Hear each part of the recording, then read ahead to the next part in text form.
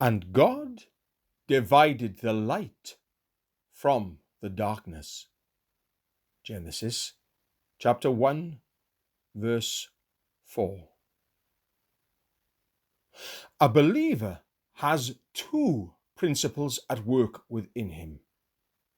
In his natural estate, he was subject to one principle only, which was darkness.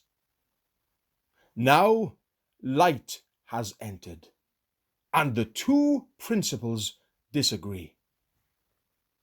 Mark the Apostle Paul's words in the 7th chapter of Romans.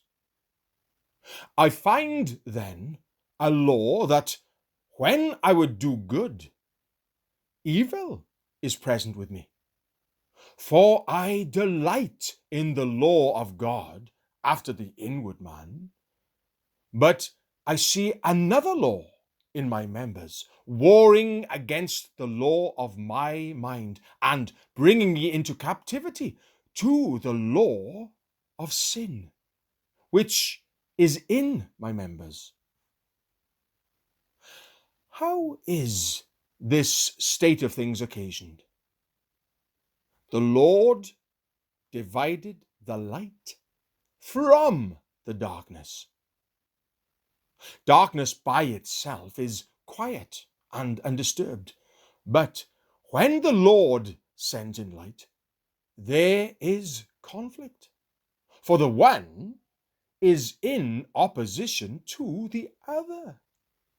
A conflict which will never cease till the believer is altogether light in the Lord.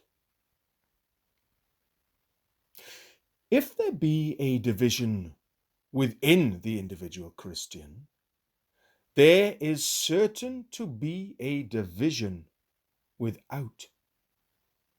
So soon as the Lord gives to any man light, he proceeds to separate himself from the darkness around.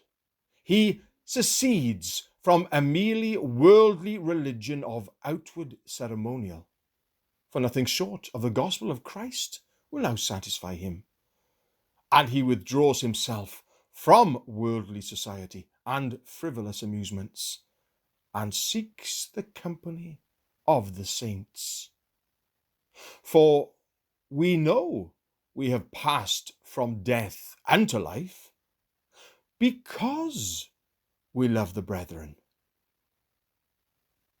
The light gathers to itself, and the darkness to its self.